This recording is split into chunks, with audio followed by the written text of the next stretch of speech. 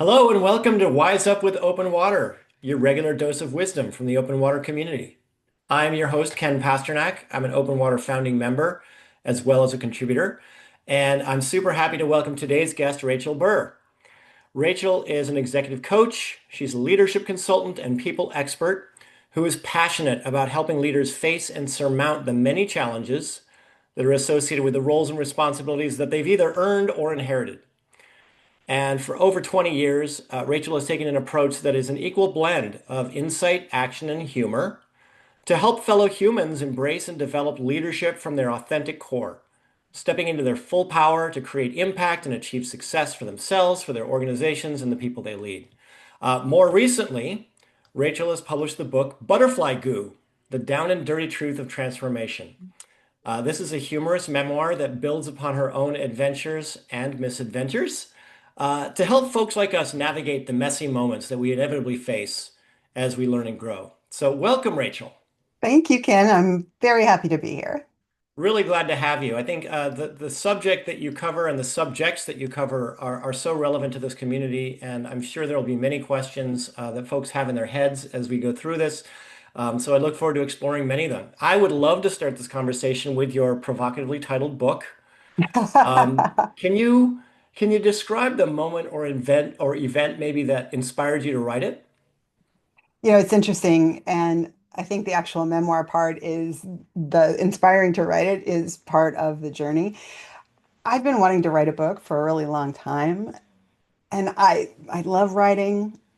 When I tried to put pen to paper or fingers to keyboard, nothing came out. I didn't feel like anything I came up with was right. And what I found I was doing was, well, I should write a book about business. I should write a book about coaching. And for folks who aren't seeing this on a visual, I am air quoting, which should be red flags.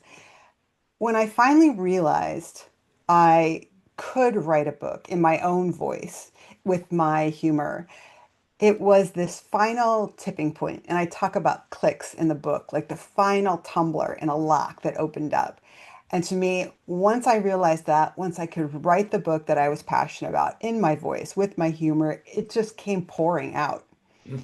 It was an amazing experience. Now, what led up to that? I mean, a lot of workshops, figuring it out, trying to write, stopping writing, all those things in transformation that we typically don't see behind the scenes, all that messy part. Mhm. We typically only see the ta-da and the outcome. And all of that was really important. But finding my voice, that was a tipping point. That's great. I love that you talked about the Mm. mess. You've chosen a metaphor that's a decidedly icky but natural process of transformation. The butterfly and the chrysalis turning into basically nothing but goo, Yep. and then becoming this incredibly beautiful being. So, how does that connect to your experiences and those of the people that you work with, the leaders that you work with? I think it's really important because to your point, the metaphor is beautiful. And a lot of people don't know the gooey part behind it. They only see the butterfly. Mm. And that's a big challenge we have with any kind of transformation. We focus on the beauty, we focus on the aha, Hmm. whether it's with our peers who are in leadership or if it's on social media, any of it. And what I look at is transformation is messy. In the book, I talk about my own transformation, recognizing that that is not only part of the journey, it's an essential like component of transformation. And so I really help leaders look at the core of who they are. I do that in the book as well, because going back to the butterfly, when the caterpillar goes into the chrysalis, cocoon, as I say it, my brother's an entomologist, and he assures me that moths go into a cocoon. I'm like, but that's the analogy people know. So when the caterpillar goes into the chrysalis and it does dissolve into the goo, it has taken everything it needs into that chrysalis to become a butterfly. When I work with leaders, I talk about who they are at their core. It doesn't mean we don't need to go out and get new skills or new experiences or any of that. But fundamentally, when we understand who we are, our strengths, our weaknesses, our talents, our values, all of those things that make us who we are, then we can bring that to different situations. We can bring that to a particular job or a particular organization. And it's not about changing this facade, essentially. It is about bringing who we are and the best of who we are in situations that demand different things from us. That's really great. So what I'm hearing is there are elements to us that are true and real and have developed over time, of course, like the caterpillar, eating a lot of leaves to get to that chrysalis, right? Um, and those things are real and they're true and they're there for us, regardless of what's happening around us. And from my own experience, and maybe you've experienced this too, it can be hard to remember that though, when the Mhm. wind is blowing or when lots of winds. I mean, I think, one of the things that you talk about in your work is this idea of navigating ambiguity in leadership. Mhm. And gosh, I single that out because we seem to live in such an ambiguous and uncertain time right now, politically, economically, socially. So in addition maybe to that core, or maybe what sort of advice do you give leaders in how they're going to access that core? How do they realize and work with the tools they've already got with them in that chrysalis? We start off our engagements and we really help, or I help them. I say we because it's a joint effort. It's not me doing coaching to them. Mhm. And I hear some people talk about it that way. It's important to understand this is a relationship. It's a collaborative effort, if you will. Mhm. And we start by digging into what do you think about in terms of yourself, your leadership? What have been the positive experiences in leadership that have informed who you want to be? What have been the negative experiences that inform what you don't want to be? And really go through, first of all, those moments of self-reflection. And there will be continual self-reflection throughout this. That's what coaching really is. Sometimes there are tools, sometimes there are 360s that help leaders get a sense of how others see them or and how they see themselves. It's important to know that 360 is not about putting somebody in a box. It's Mm. about providing information and the start of a conversation. And so as someone becomes more and more aware of who they are, then as we start to go into situations, experiment, action, all of that, and then regroup and debrief and say, okay, well, what happened? Our understanding of self will evolve over time. And as humans, we do evolve. I believe that there is a core to who we are, Mhm. and we understand ourselves the more we engage with the world around us. We see how we show up, we see how we respond versus how we react. And this is all a learning process of getting down to that core and how we bring that core to life. That's really great. You've used some word choices there that really struck me. One was you just said respond versus react, which Hmm. sounds easy to understand, but when you get down to it, we probably do a lot more reacting than we do responding in our sort of you know, everyday lives. But the other one that you used was self-reflection. And, this is a little personal for me, but there was a phase in my life where I went through a challenging time and I realized there's a big difference between self-reflection and self-obsession, Ah, but yes. it can be Oh, hard to yes. see, and hard to practice. And I wonder what your thoughts are on that. It's a good question, and I'm sure there are multiple answers. When I think about that, I think about self-obsession more as the gremlin in our head that's having the conversation with us. And people out there, we talk about the inner critic, we talk about a gremlin. It's, I would say voice or voices in our Mhm. head, the dialogue we're having in terms of what we're telling ourselves. And the self-obsession is really about, what do people think of me? What am I doing? What is this? What is that? How am I being impacted? What's the result on me? Self-reflection is really more about sitting with yourself, Mm. seeing what shows up as much as possible without judgment, understanding. It's even like we talk about that in conversations with people, that it's about listening to understand as opposed to listening to respond. Mm. Those are very different. Yes. In terms of really truly understanding, and Stephen Covey, I believe, said, seek first to understand and then to be understood. with self-reflection, that's what you're doing with yourself. You're really listening. You're asking yourself questions that are deeper, and they're not about necessarily exactly what you're doing in that moment. They're definitely not about what other people think of you. Although I will say, when we get 360 feedback sometimes, I find with some leaders, most people want to be good leaders. They're not starting out to be bad leaders. Our intention in the world is how we judge ourselves. Other people judge us by their experience. And so sometimes that gap of our intention and their experience, that actually can be a really good place for self-reflection, like what's going on there. So I think the difference there with self-obsession versus self-reflection is one, there's the energy to it. The pushing out or trying very hard to take action. It's when our brain tends to spin, and the sitting with it. And then there's the idea of how do other people see me? What's important? How do I prove my value outside versus, how do I see myself? What is it I want to be? And how am I becoming whatever that is? That sounds, that's first of all, that clarification is really, really helpful for me, certainly, hopefully for some of our listeners. But then the process that opens up sounds, in some ways, very liberating.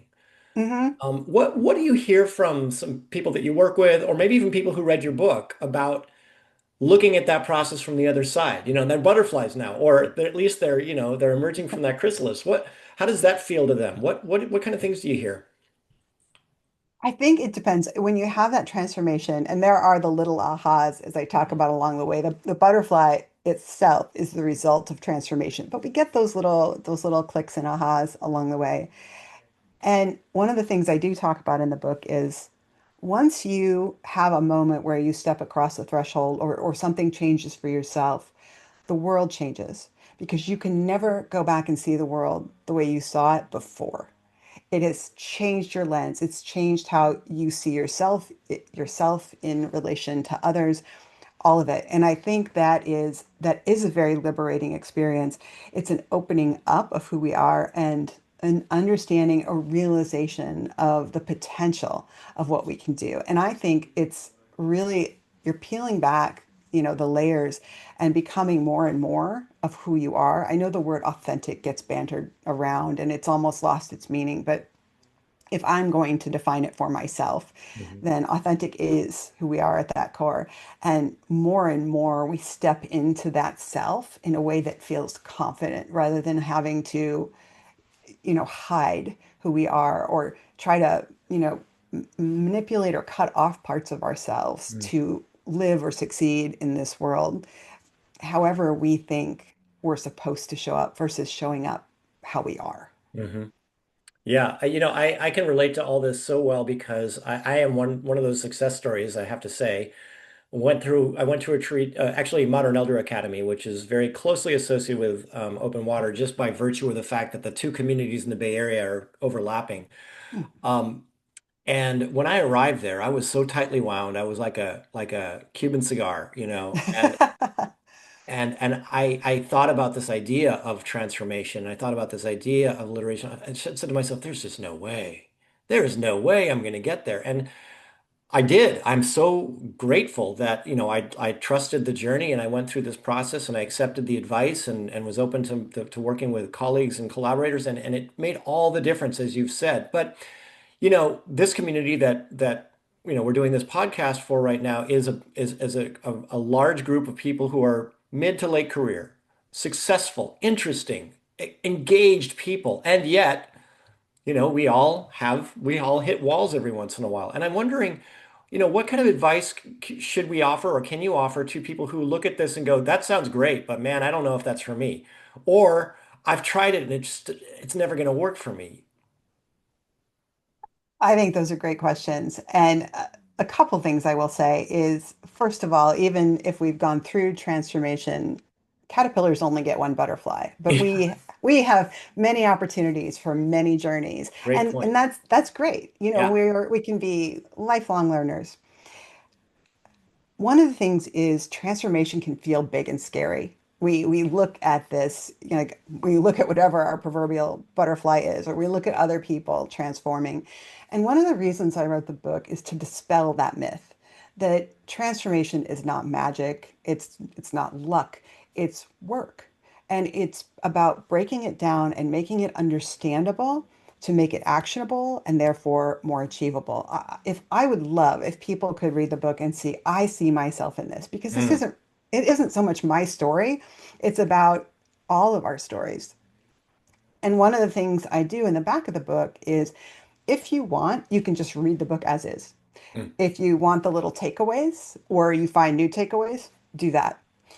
At the back, there's a playground area where if you want to start playing around with your own transformation, your own change, growth, etc., there are self-reflection questions, there are exercises. It's not an invitation to transform, it's an invitation to play. mm. And as anything in life, you get to choose how you engage based on what you want to get out of it. In terms of it not being for me before, one, it may not be, and that's okay. It's your Yeah. life. You get to choose. Yeah. Two, the particular experience may not have resonated with you. For me, going back to the voice and this book, it was so important for me to find that. And a lot of authors I talk to or would-be authors will say, "Oh, but what can I say that hasn't already been said?" Hmm. And I'm like, in the realm of human history, probably nothing. But that's not the point. Right. The point is that your experience, your voice, how you're approaching it, that could resonate differently with someone than someone else's approach. And for the first time, they may find what they need in you or the message that you're giving them because it's how they need to hear it. The other piece is that we have different points in our journey. And one of the metaphors, I use a lot of metaphors. The metaphor or structure I use is Joseph Campbell's The Hero's Journey. Uh-huh. Little tongue in cheek, but the different phases. And the idea is the journey starts off with the hero or heroine is in their daily life. They probably feel stuck in their daily life, whatever. I mean, if they don't feel stuck, there's no journey to go on. You're great, fabulous, go live your life.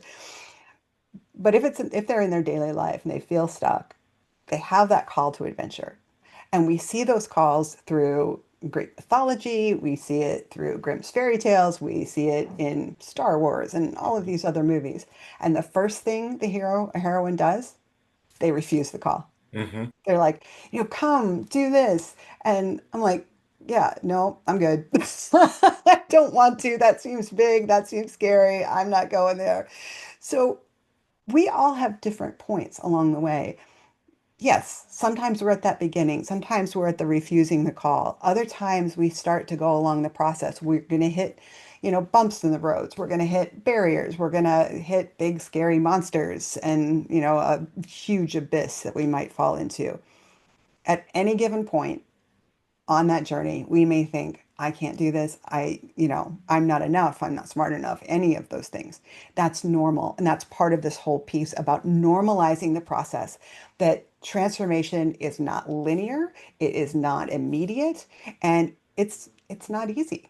I mean, sure, every once in a while you may have, something that like a small change that works, and you can consider that transformation. You get to decide what that means. But if we're talking about getting unstuck from something that we're really struggling with, and to your point, with your audience, with my life, with yours, as we get mid-career and beyond, we've had a lot of stages in our life up until then, and we may be defining ourselves by those external titles or Hmm. stages. Could be a job, could be being a parent, could be a lot of things. And so a lot of times at different phases, we get stuck in different places and there's new opportunities for us to let go.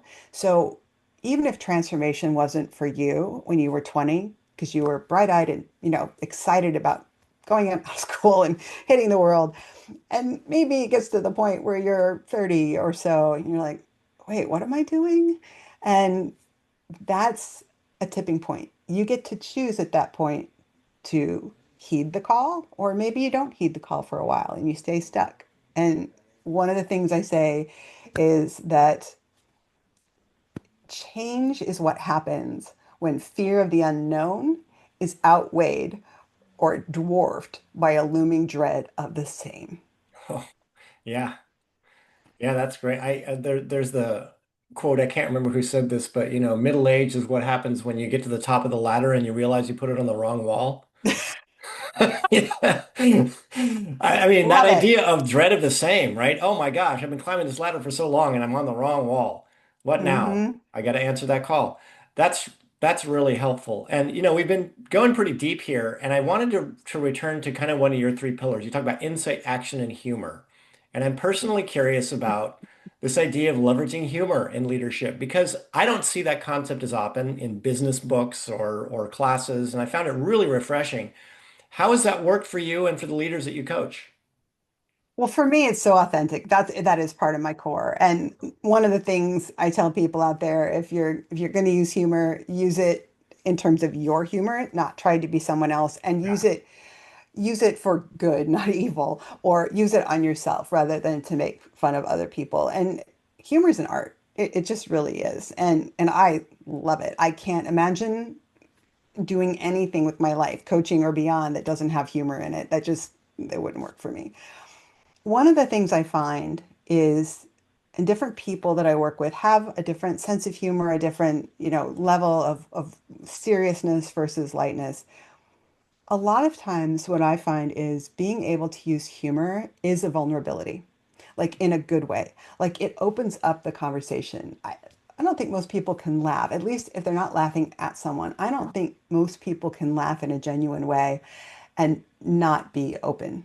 Mm. That it opens you up. And it takes down some of those walls initially. When some people come to coaching, they've been referred by their manager or HR. It may not have been something they instigated, right? So initially there's a wariness about coming in Yeah. to the conversation. And I just kind of go with it. And when we have a moment and we laugh, and it just starts to open that up. And I think that's true of relationships in general. I think being able to laugh with people and to show that you don't take yourself too seriously and you don't take life too seriously. I mean, don't get me wrong, there's a lot of serious stuff going on there, but being upset and rigid and super serious isn't going to make any of that stuff go away. It's not going to help. So I think when we have humor, we relax, we open ourselves up to different perspectives, different ideas, and we become more comfortable with each other and build relationships in a way that is much easier than when we are wearing really thick armor. Yeah, that's great. I would love to hear if you have one. We spoke about your book being a humorous memoir about adventures and misadventures. Is the, is there a misadventure of yours that you've written about that stands out for you as either really people spark to it, they talk to you about it, or you just feel like it really kind of captures that intersection of humor and insight for someone? So, not sure about the language. We'll see how this goes. Okay. So, one of the points in my own journey that I talk about early on is I'm in graduate school. I'm about halfway through a PhD and I'm miserable. I have Mm. realized that I don't want to do this with my life, and I am swimming in imposter syndrome.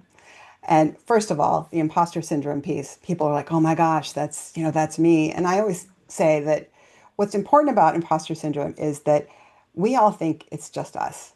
Mm. That we think it's like it's alone. Like I've had the number of leaders that I've had that are, executives at very high levels, and it's kind of like, I feel like an imposter, and they think it's a big secret. And I'm like, "Welcome to being human." Yeah. And the power the gremlins have in that is that they keep you in the dark and they keep you alone. And so we have shame around it. And so to step out and to admit that shame is super vulnerable. And so we keep it to ourselves. And as a result, it just grows. Mm. Yeah. So one of the well, first of all, one of the things when we start talking about gremlins that I talk about is some people talk about Some people call it a gremlin, some people call it a self-critic. I personally call it the demolition crew of my life force. Whoa. I said, but the acronym, that's really long, and the acronym DECONF sounds like a sneeze. So we'll just stick with gremlins. And when I talk about in the book, it's the idea of the imposter syndrome and really trying to drive home how important that is and how painful it can be. It, in a footnote, and you have to read the footnotes. I mean, you don't have to, but they are the humorous barbs. Is that I say that imposter syndrome is psychological chlamydia. Okay. It's it's not uncommon. It can often be invisible, and nobody wants to admit they have it. So it's analogies that I use like that I find humorous. And also I think people, again, people can laugh at that. And I think most of your listeners will resonate with feeling the imposter syndrome at some point in their life. And I was reading a book recently called Likeable Badass. Mhm. Can't think of the author, really good book. And she says that the only people who have never felt like imposters are imposters. Ooh, ooh, that's a good one too. This is really great stuff. So the book is called um, Butterfly Goo: The Down and Dirty Truth of Transformation, and it's a humorous memoir, so a fun read, not necessarily front to back. In any way, any point you want to do, make sure you read the footnotes. Um, and your lessons, your examples are, at least for me, super, super compelling. And I know that the audience is going to enjoy it as well. So I'd like to ask you, what can the open water community do for you, since you've just given a good deal of your time and expertise to us? I love that. Well, as we talked about me getting more involved, I would love to hear stories from folks as they read the book, what resonates with them. I think for me, the folks in open water at this point in life, this was really the target audience I originally was thinking about. We get to this point and there are opportunities to be stuck. The beauty of it is I found that actually it reaches across a lot of different age ranges, situations, etc. But I would love to hear the group's stories. Again, what resonates with them, maybe, their own experiences that, kind of throughout this. Because one of the things is, like I said, this memoir, it's an example. It's my vulnerability opening up. The real transformation is when people take the book, they see it, they see themselves in it, and they decide to start their own journey or continue their journey. Yeah. So please share with me all the fun and interesting things, or sometimes some of the painful stuff that shows up for you. It's all part of the journey. Thank you, Rachel. So how can open water listeners, excuse me, reach you if they'd like to follow up? Well, of course, I'm always on LinkedIn. Almost everybody's on LinkedIn. Uh, the other piece is I do have a website for the book. It's called butterflygoobook.net, and you can go on there. You can get the book. You can also go to my leadership website, which is Catamentum, Catalyze Momentum, catamentum.com. Depends on what you're looking for. If you're leaning more towards executive coaching or you're leaning towards a fun read for the book and thinking about personal transformation. Awesome. Thank you, Rachel. I hope that you'll be hearing some new voices and some refreshing questions coming your way. I personally really enjoyed this conversation with you. Look forward to many more, either live or virtually through the network. But again, it's been very refreshing and enlightening. I really appreciate your time. Thank you, Ken. I really appreciate you having me. Thanks, Rachel.